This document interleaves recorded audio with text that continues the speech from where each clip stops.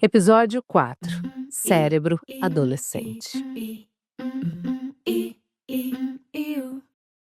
Oiê, tudo bem com vocês? Bora para mais um capítulo de adolescência? Bom, na semana passada a gente falou bastante sobre os ruídos frequentes na comunicação com os adolescentes e sobre quais atalhos criativos a gente pode testar para melhorar essa conexão. E o que eu percebi é que muitas vezes há uma incompreensão dos dois lados. Eles não entendem o que a gente está falando e nem a gente entende direito o que eles estão querendo dizer. Então fica uma coisa mal parada ali. Por isso, nesse episódio, eu quero explorar como funciona o cérebro de um adolescente. É tão diferente assim do nosso? E viu? Por tudo que eu li e pelos papos que eu tive com especialistas, é como se o cérebro deles estivesse em pleno canteiro de obras, aquele caos. As conexões se multiplicam, a arquitetura se reorganiza e cada nova experiência, boa ou ruim, deixa marcas nessa estrutura. Nesse período, o cérebro vive uma das fases mais intensas de transformação. Enquanto áreas ligadas à emoção e à recompensa amadurecem mais rápido, o córtex pré-frontal, responsável por planejar, avaliar riscos e controlar impulsos, só vai ficar plenamente desenvolvido anos depois. Isso explica muita coisa, não é? E essa diferença de ritmo tem tudo a ver com comportamentos comuns que vemos nesses adolescentes. Decisões impulsivas, busca por novidades e emoções confusas. É raiva, tristeza ou frustração. Mas também tem uma enorme capacidade de aprender e se reinventar. Para entender melhor o que acontece dentro dessa obra em andamento e como isso influencia o comportamento e as escolhas desses meninos e meninas, eu começo a nossa conversa de hoje com a psiquiatra e neurocientista Natália Mota. Doutora, me explica, o que está se passando na cabeça deles? O cérebro de uma pessoa adolescente, ele passa por uma série de modificações que são extremamente importantes para uma cognição que é mais complexa mesmo, né. Quando a gente fala de cognição, a gente fala desse conjunto de habilidades que tem a ver com pensamento, com entender como que a gente vai se comportar a partir de um evento, como que a gente pode aprender com as experiências de vida que a gente tem, inclusive aprender a interpretar também as emoções que a gente sente, né, e o que fazer com isso. O cérebro da criança é um cérebro que é muito pleno de aprendizado, então ele vai fazendo muita neuroplasticidade e vai conectando, fazendo vários caminhos de conexão de várias neurônios com outros neurônios, que é o que a gente chama de sinapses, e isso floresce de uma maneira muito intensa. Quando chega na adolescência, o cérebro do adolescente passa por uma revolução que a gente chama de poda neuronal. Poda em analogia às árvores mesmo, é como se fosse podando algumas dessas ligações ou sinapses que não informam mais tanto, que não são mais usadas, né, e elas vão se enfraquecendo e vão morrendo. Mas qual a vantagem dessa poda neuronal? É porque você ganha eficiência nesses trajetos que são mais utilizados e que sobrevivem. E aí isso permite uma maior eficiência nessa construção de interpretação do mundo. Mas uma coisa acontece que é muito importante da gente entender, porque esse amadurecimento, ele não acontece de uma forma global no cérebro como um todo. É um processo que vai se dar ao longo desse período da adolescência, que é um período bastante longo. Começa na puberdade, depois dos 10 anos de idade, né, 11, 12 anos, 13 anos, tem uma variação entre indivíduos muito grande, mas vai se concluir também só lá no final da adolescência, que não são os 18 anos, são mais ou menos lá para os 23, 24, 25 anos, também com uma ampla variabilidade entre os indivíduos. Então, o que é que acontece? No início da puberdade, o cérebro já está envolto com toda essa gama de percepções, de emoções diferentes naquelas experiências que o adolescente está passando, mas ele ainda não tem um amadurecimento dessa região do pré-frontal a ponto de entender de fato o que é que essas experiências significam, interpretar essas emoções e principalmente saber como lidar com elas. Então, é como se o adolescente tivesse durante boa parte desse período da adolescência, entre a puberdade e o final da adolescência, entendendo, percebendo o mundo de uma maneira mais emocionalmente complexa, mas não necessariamente com a habilidade de lidar com essas emoções, de entender o que essas experiências estão trazendo, e isso pode trazer aquela gama de emoções muito difíceis de viver, experiências que são emocionalmente muito intensas, e isso vai moldando a forma como esse adolescente vai aprendendo seu repertório de comportamentos. E por isso é tão importante que tenha uma sociedade ali, um grupo de pessoas no entorno desse adolescente, adultas, amadurecidas, que já possam dar um ensinamento mesmo de como lidar com essas emoções mais complexas. Primeiro, reconhecer que o adolescente não é mais uma criança, que ele está passando por situações que são complexas para ele entender e para ele sentir, e apoiar no sentido de trazer informações de como lidar com aquilo, como reconhecer aquilo. Então, primeiro é um acolhimento, né, um abraço, é uma compreensão, é entender que esse processo pode ser ali difícil de entender, e ao mesmo tempo trabalhar no sentido de escutar e poder entender ali nas entrelinhas mais ou menos o que está acontecendo para dar esse apoio. Abrir um espaço para o diálogo, por exemplo, é fundamental para isso. Nossa, realmente difícil, hein? Porque já é um cérebro que consegue perceber ou captar emoções mais complexas, mas ainda não sabe direito o que fazer com elas, não é? Isso explica por que costumam ser tão frequentes os conflitos entre pais e adolescentes?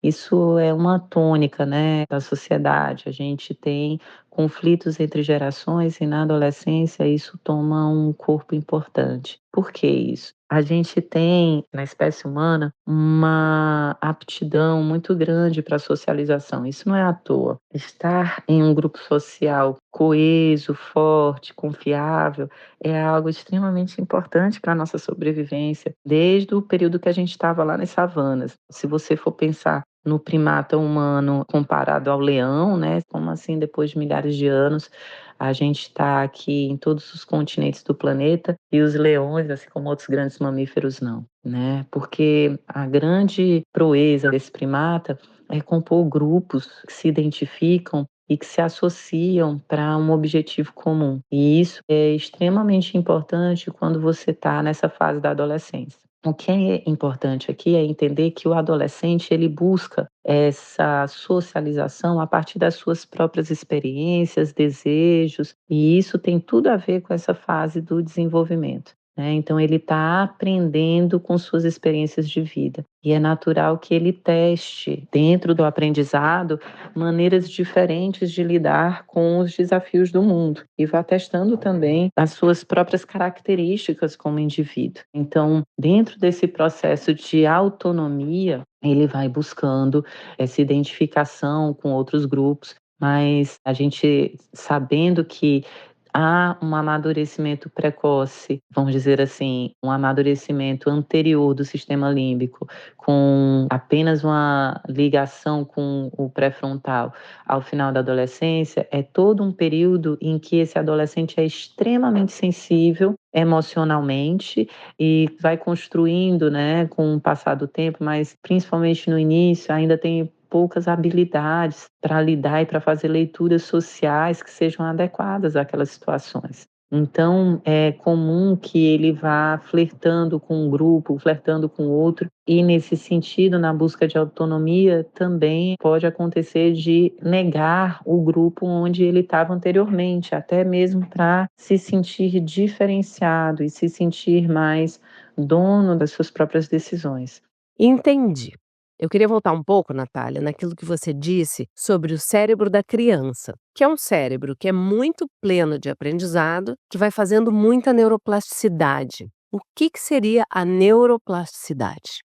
Quando a gente fala de neuroplasticidade, a gente está falando dessas transformações que vão acontecendo com o cérebro a partir das experiências que a gente vai vivendo. É como se fosse um grande aprendizado, né? Quando uma criança, por exemplo, está aprendendo a ler e escrever, há um processo de neuroplasticidade extremamente importante que envolve uma área associativa que junta informações do sistema de linguagens com o sistema visual, de uma forma que uma criança consegue ouvir literalmente a partir de um sistema visual. Aprender a ler é isso, né? Aprender a ouvir com os olhos. Então, a neuroplasticidade, ela permite essa integração de informações que muitas vezes não são naturalmente ligadas, mas para algumas situações é importante que se aprenda. Então, o adolescente, quando ele vai aprendendo, esse adolescente, ele começa então a expressar uma neuroplasticidade envolvendo essas regiões que mais precisam de uma ligação que vai se tornando cada vez mais complexa. Uma dessas regiões importantes são regiões que ligam esse campo mais primitivo do reconhecimento das emoções, que é o sistema límbico, com o pré-frontal, por exemplo. Então, essa comunicação se dá, né, por um mecanismo de neuroplasticidade que a gente chama de sinaptogênese, que é a criação de novas sinapses, ou seja, neurônios do córtex pré-frontal se ligando com neurônios do sistema límbico de uma maneira que há uma transmissão dessas informações de uma maneira cada vez mais eficiente, né, de uma maneira cada vez mais automatizada. E isso é possível de se fazer a partir das experiências que o adolescente está vivendo no dia a dia. Então, ter, por exemplo, uma desilusão amorosa é um sentimento, né, extremamente complexo, em que você pode ter, né, ainda muito amor, muita atração por aquela pessoa, mas aquela pessoa já não corresponde mais àquilo, então vem também um sentimento de frustração, vem sentimentos de raiva, vem sentimentos ambíguos, e isso pode ser extremamente confuso para lidar. Nesse sentido, é importante essa ligação com o córtex pré-frontal para que você integre essas informações da experiência de uma maneira que seja produtiva, em que o adolescente possa, então, entender a perspectiva do tempo. Se tiver, por exemplo, uma pessoa com mais experiência que possa acolher e falar: eu entendo o que você está sentindo, mas tenha paciência, isso com o tempo vai passar e vai amenizar, e você não precisa necessariamente tomar uma ação agora que possa te prejudicar ou prejudicar todas as relações sociais. Isso pode ser fundamental para entender e para passar por essa experiência de uma maneira saudável. No entanto, se diante de um problema intenso como esse, o adolescente que tem mais dificuldade de fazer o controle do impulso parte para um ato que depois gera uma série de consequências sociais e ele fica afastado, apartado, isso é extremamente intenso. Total. Tem uma intensidade muito grande. Sabe que enquanto eu ouvia a Natália, eu lembrei de alguns casos de filhos de amigas e filhos de amigas que passaram por situações bem parecidas nessa questão do imediatismo e da socialização. Por exemplo, meninos que adoravam jogar futebol, faziam parte do time da escola, do clube, mas quando passavam de nível, tipo iam do sub-12 para o sub-15, repentinamente perdiam o interesse, não queriam mais ir, largavam a mão completamente do esporte. O mesmo aconteceu com o filho de uma amiga no judô. O garoto era até federado, mas desistiu do dia para a noite e, inclusive, acabou se deprimindo depois. Eu fico me perguntando o que acontece nesse momento. É um desinteresse genuíno desses meninos ou faz parte desse combo de agir por impulso e não saber ainda processar as emoções? Por isso eu chamei para conversa a psicóloga e psicoterapeuta Karen Scavacini, uma especialista em saúde mental do adolescente. Karen, por serem tantos casos parecidos, tem uma explicação? Tem alguma lógica nesse caminho que eu estou fazendo? Tem muita lógica nisso. Se a gente pensar na adolescência em si, o que é a adolescência?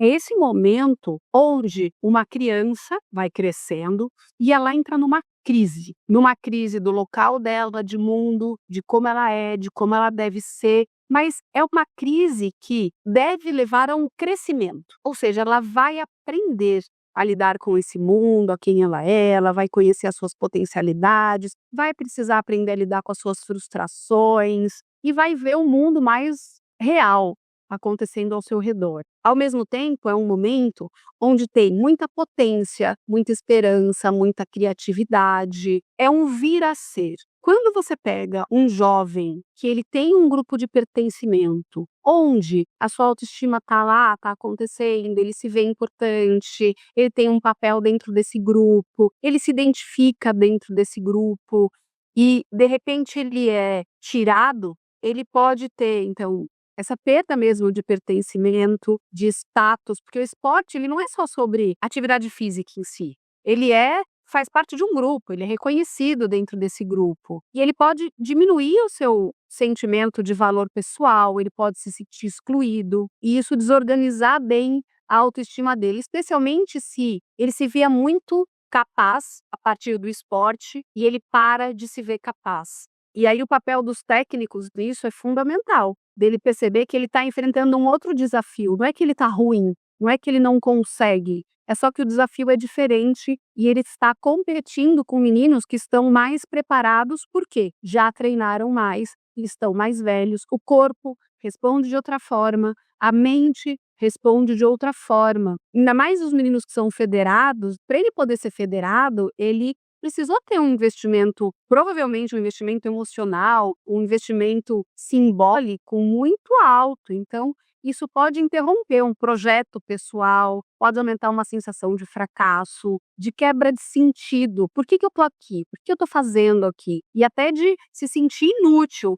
E pela própria idade, ele pode não ter um repertório interno formado para conseguir lidar com essa frustração e entender que tem projetos que são mais a longo prazo. O cérebro do adolescente, ele termina de se formar lá pelos 21, 25 anos, e até lá ele vai ser mais impulsivo, ele pode até ser mais agressivo, ele vai precisar e vai buscar uma recompensa mais imediata, ou seja, ele tem mais dificuldade de esperar, de conseguir entender qual é o resultado das suas ações, de poder parar e pensar antes de fazer. E esse cérebro em formação, ele tem tudo a ver com essa dificuldade do adolescente de lidar com essas situações. Seja, a gente agora está falando de esporte, seja do que acontece dentro de um celular, de uma rede social, seja com o que acontece fora. Porque ele ainda não tem experiência, um repertório interno para lidar com essas questões e um cérebro que o ajude a lidar com isso. E aí isso pode aumentar a desregulação emocional. Pois é, eu acho que falta também um certo acolhimento nesse momento, sabe? Se do sub-12 eles passam para o sub-15, eles deixam de ser os mais velhos para se tornarem os mais novos do grupo. E é claro que vai rolar um estranhamento, uma vergonha, um medo até. Tem um outro ponto dentro disso que, se a gente está falando também de um ambiente mais masculino, se a gente está falando de um menino especificamente, talvez falar de emoção desses espaços ainda seja um tabu. É claro que isso mudou com o tempo, né? Quando a gente tem a Simone falando das questões de saúde mental, a Rebeca falando das suas questões de saúde mental ou da importância da psicologia para o esporte, isso vai mudando. Mas será que é assim em todos os ambientes? Talvez ainda não. E talvez nos ambientes mais masculinizados, isso ainda pode ser mais difícil, porque é como se estar sensibilizado ou não conseguir lidar com uma frustração fosse sinal de falta de capacidade, e não é. Em muitos espaços, é permitido, de uma certa forma, que o menino expresse que não está bem pela agressividade. Então, na escola ele bate, ele é briguento, no esporte ele não consegue lidar com o limite. Mas,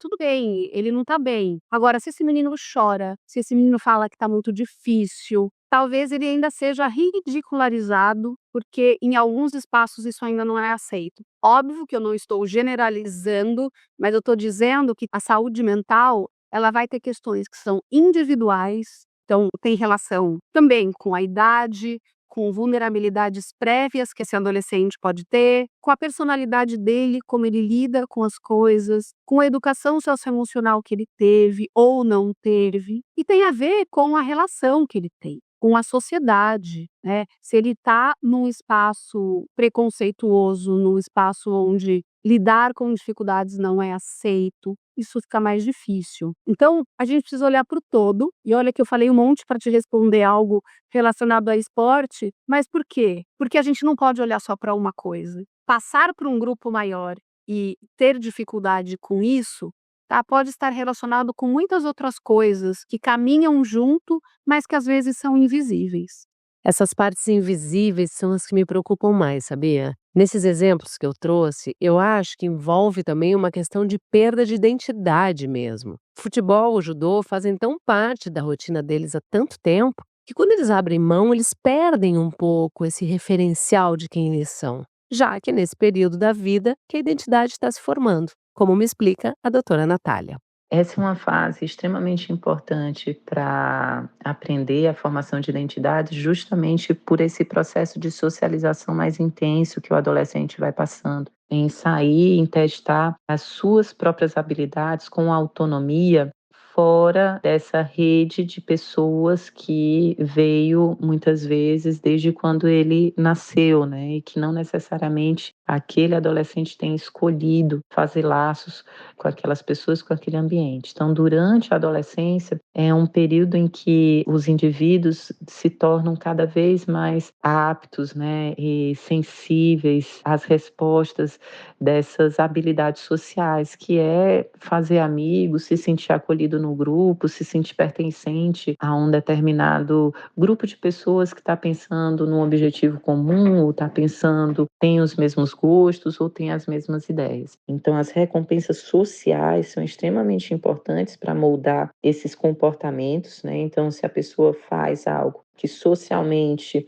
ali dentro daquele grupo, é muito bem aceito, ele vai tender a reforçar esse comportamento sem ainda ter muita capacidade de fazer uma reflexão mais profunda sobre isso. E isso vai gerando, aprofundando essa identificação com esse grupo, né, se ele for aceito, de uma forma que ele vai conseguindo fazer esse contorno da sua própria identidade. Quando ele não é bem aceito num grupo, isso também traz aprendizado, né, um aprendizado por um reforço negativo. Ele não se sente acolhido naquele grupo, nem naquele outro grupo, e ele começa a se diferenciar dessas características e muitas vezes buscar outros grupos, outras características que possam inclusive explicar aquilo que ele vivenciou. Então é natural que, por exemplo, um adolescente que passe por uma situação de ser rechaçado dentro de um grupo social numa escola, né, que é um ambiente que tem vários grupos, né, um ambiente bastante complexo nesse sentido.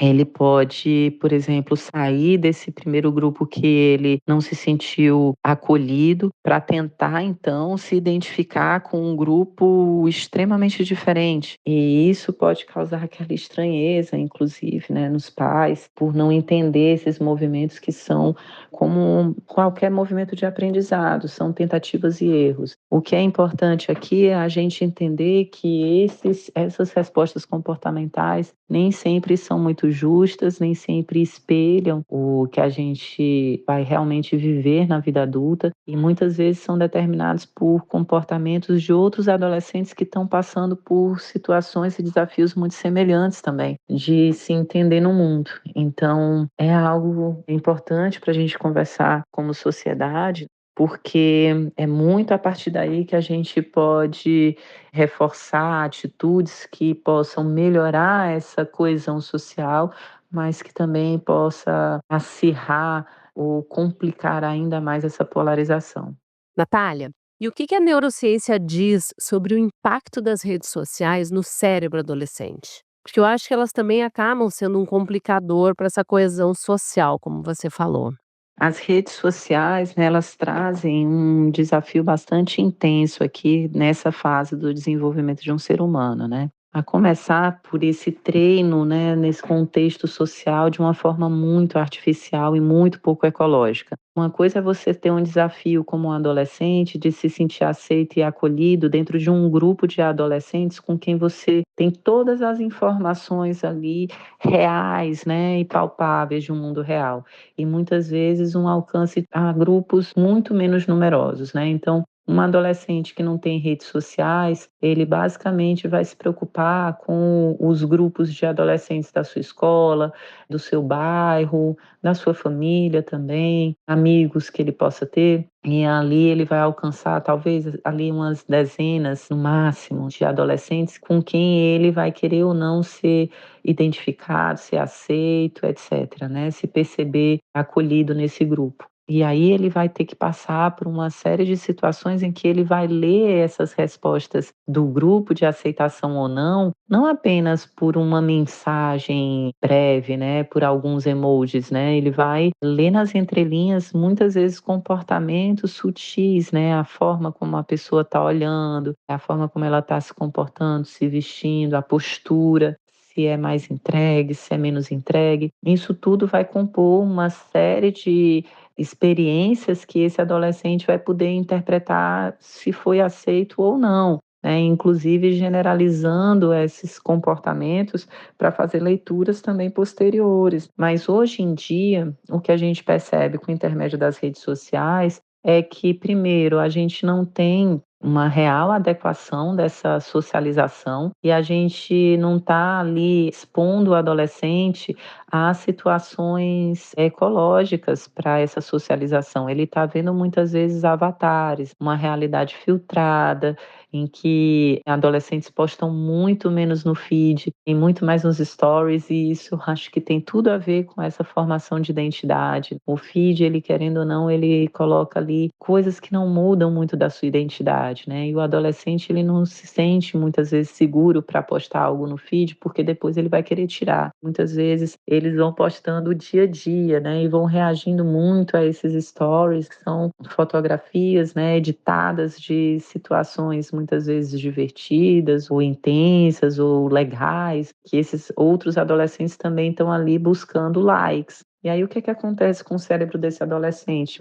Os likes nas redes sociais são extremamente eficientes para gerar um pico de dopamina no sistema límbico, né, sem saber muito ter um controle inibitório daquilo. Então, um adolescente que posta um stories e que recebe um monte de likes, ele vai ter um reforço muito intenso para continuar mostrando, né, fazendo stories parecidos com aqueles para receber um monte de likes. No dia que ele não receber tantos likes, ele vai ficar muito frustrado e não vai entender muito a regra do jogo, porque aquilo ali não é uma regra real, é uma regra extremamente artificial. O outro problema é ele não conseguir ter esse espelho na sociedade, no que ele está vivendo de fato. Então, ele pode estar ali tendo uma resposta muito intensa e positiva nas redes sociais, mas no seu dia a dia, quando ele acorda, quando ele vai para a escola, ele não tem essa mesma resposta das pessoas com quem ele convive. E aí ele começa a ficar muito dentro das redes sociais e começa a colocar o cérebro nesse consumo de informações extremamente apetitivas, principalmente para quem não tem controle inibitório ainda, né? E aí ele fica lá imerso nessa forma de funcionar que é muito diferente do real. É um aprendizado muito diferente também. São estímulos muito rápidos, muito breves, né? Com pouco contexto e muito atraentes, muito estimulantes. E isso vai colocando toda a atividade cerebral num ritmo muito diferente de um ritmo que muitas vezes é necessário para fazer aprendizados mais profundos, né? Desenvolvimento de habilidades que são muito mais complexas, como, por exemplo, as funções executivas. Então, vai ficar cada vez mais difícil, por exemplo, consumir conteúdos maiores, né, como filmes, por exemplo, e muito mais difícil um desenvolvimento acadêmico, por exemplo, como ter atenção para ficar lendo um livro e sentir prazer com isso, ou conseguir conectar com a natureza, né, e sentir prazer em estar no ambiente natural. Cara, isso é muito grave e preocupante. Nosso modo de vida hoje, ele tá doentio a tal ponto que a atividade cerebral dos adolescentes não alcança um ritmo compatível com o que é necessário para fazer aprendizados mais profundos. Gente, isso é uma loucura. Eu estava justamente falando sobre isso com a Roberta Ferek, que é uma escritora que eu acompanho pelo Instagram e que tem uma visão muito legal sobre a maternidade. E a gente estava falando como um dos maiores desafios dessa era digital é fazer com que o mundo offline seja interessante o suficiente para deixar o celular de lado. Os adolescentes e nós adultos também. O nosso cérebro está sempre em busca de duas coisas: busca de prazer e fuga da dor. Se a única fonte de prazer, de diversão, socialização, hobbies, interesses estão no celular, esse adolescente não vai se interessar por outras coisas, porque é uma briga muito injusta. O celular é sempre muito interessante. Então, eu penso que, para além da discussão sobre conteúdos inadequados e perigosos, sobre tempo de tela. É super importante que a gente apresente a eles um mundo interessante fora do celular. Isso começa na infância. Então, esporte, natureza, música, socialização, cinema, leitura, bons filmes. Uma criança ou um adolescente que gosta de fazer esporte, que faz uma aula de música, que adora encontrar os amigos ou ir ao cinema, que, sei lá, adora pesquisar sobre insetos ou ler livros, ele vai ser menos propenso a passar metade da vida na frente das telas. E a mesma coisa acontece com os adultos. Se a gente não cuidar, se a gente não expandir os nossos interesses, ter um hobby, encontrar as amigas, a nossa busca de prazer vai nos levar sempre ao mesmo lugar, que é esse telefone celular. Bendito telefone celular. Então é uma luta, e é uma luta injusta que caiu no nosso colo, porque o mundo online é muito tentador. Mas a gente tem que ir em frente, errando, caindo, levantando, longe da perfeição, mas sem desistir dessa batalha aí. Eu concordo contigo, Roberta. Não tem como desistir. A gente não pode deixar isso acontecer como se não houvesse nada que pudesse ser feito. A regulação das redes, por exemplo, já está mais avançada em alguns lugares do mundo. O uso é proibido para menores de 15 anos. E eu perguntei para a doutora Natália, pela perspectiva neurológica, qual ela acha que deveria ser a idade mínima para o acesso às redes. É bem complicado, né, estabelecer uma idade mínima quando a gente vê essa variabilidade muito grande do amadurecimento neurológico entre os indivíduos. Mas eu acredito que pelo menos proteger esse início, essa puberdade, em que ainda está muito distante de ter o amadurecimento do pré-frontal como um todo, mas o sistema límbico ainda está ali à flor da pele, né, já ganhando muitos tons, pode ser extremamente importante para a gente inibir uma crescente de um comportamento aditivo mesmo, né, em redes sociais. Um uso de redes sociais que traga vulnerabilidade a esse adolescente, não uma oportunidade de socialização ou de encontrar informações que sejam úteis e pertinentes para ele. Então, eu acredito sim que a regulamentação é o caminho. Acredito que essa idade de 15 anos é um mínimo, se a gente for pensar do ponto de vista neurológico, entendendo que algumas pessoas só vão ter a mielinização completa do pré-frontal lá para os 25 anos, ainda tem aí bastante tempo de vulnerabilidade, mas pelo menos protege essa puberdade. Sim, acho que a palavra é essa: proteção. O que ficou claro para mim é que quando a gente para olhar o cérebro adolescente com as lentes da ciência, a gente percebe que não se trata apenas de fase ou rebeldia, mas de um processo biológico e emocional complexo. É um momento em que hábitos, relações e experiências podem moldar profundamente o jeito de ser e sentir daquele menino ou daquela menina. Eu acho que entender essas transformações nos ajuda a sermos mais pacientes, a oferecer mais apoio e a criar ambientes que favoreçam escolhas saudáveis, mesmo que para isso eles precisem errar, testar, perder. Por isso que a atriz Mia Mello decidiu mergulhar de cabeça em mais informações sobre a adolescência assim que a filha Nina entrou nessa fase. Uma das coisas que eu escutei, inclusive acho que no Sem Vergonha, foi, eu não me lembro quem falou, mas eu achei tão interessante sobre o espelhamento da puberdade com a menopausa. Eu achei aquilo tão interessante porque, de verdade, acho que foi uma das ferramentas que também me ajudou a ter mais empatia com a Nina. E falar disso com ela, eu acho que também faz com que ela tenha mais empatia sobre esse meu momento. E uma coisa que é uma conclusão minha, que talvez seja até um pouco polêmica, porque eu acredito que das evoluções hormonais, né, eu acho que a gente tem 3 grandes e uma delas não é obrigatória, que é o puerpério, a gente tem a puberdade e a menopausa, eu acho que a menos olhada é a puberdade, a menos respeitada. Porque a pessoa fala, não, mas menopausa, calma aí, só estão falando agora, né, porque vou ver a geração da minha mãe, nem falou sobre menopausa. Fui perguntar pra minha mãe, falei, mãe, e aí, né, quando que você entrou na menopausa? Ela, não tive.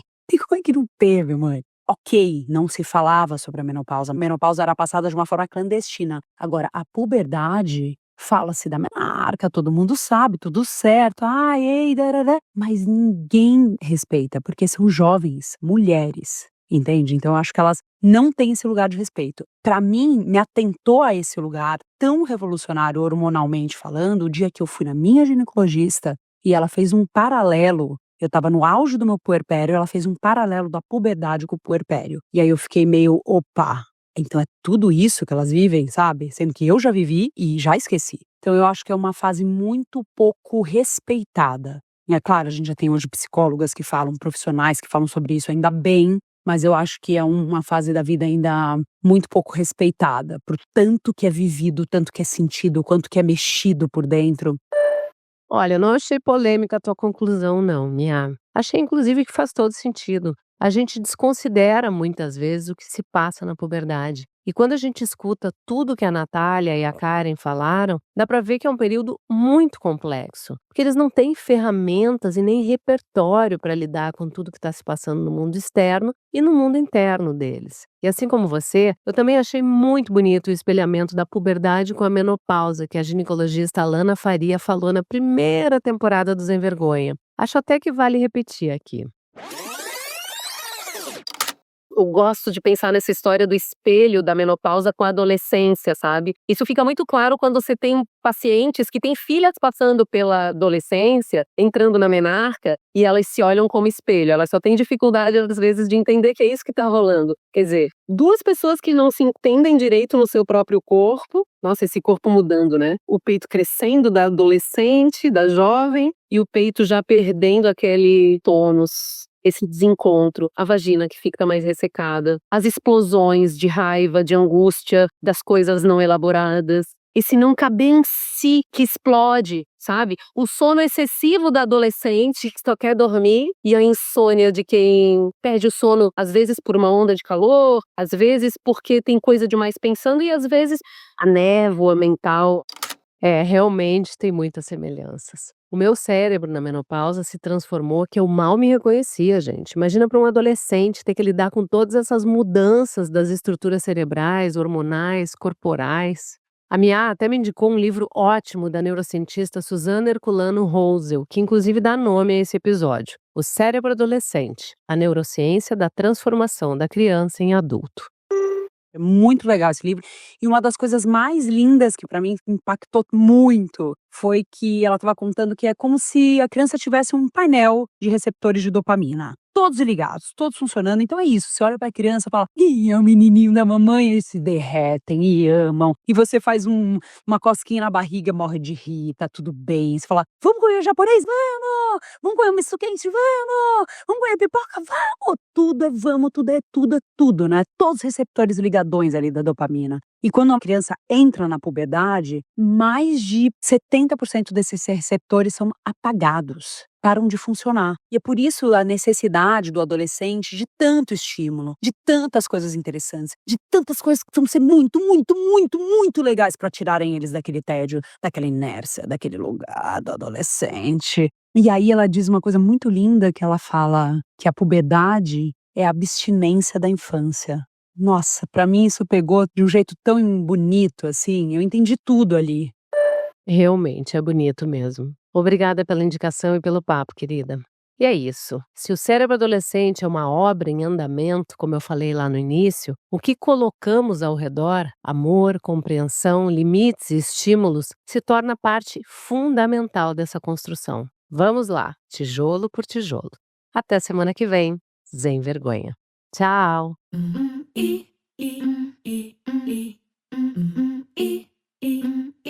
O Sem Vergonha é um podcast dividido em temporadas, e em cada uma delas a gente vai tratar de um tema contemporâneo diferente. O assunto da vez é adolescência. E você, vem comigo pelos próximos episódios Sem Vergonha.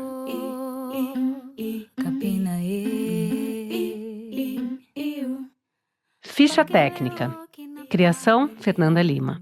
Roteiro, Fernanda Lima e Bruna Bopp. Coordenação de roteiro, Bruna Bopp. Coordenação geral, Mel Mesquita. Assistência, Lucas Viana. Produção, Raquel Alves e Bruno Porto. Música original, Lena Barrulli. Edição e sonorização, Augusto Marcato.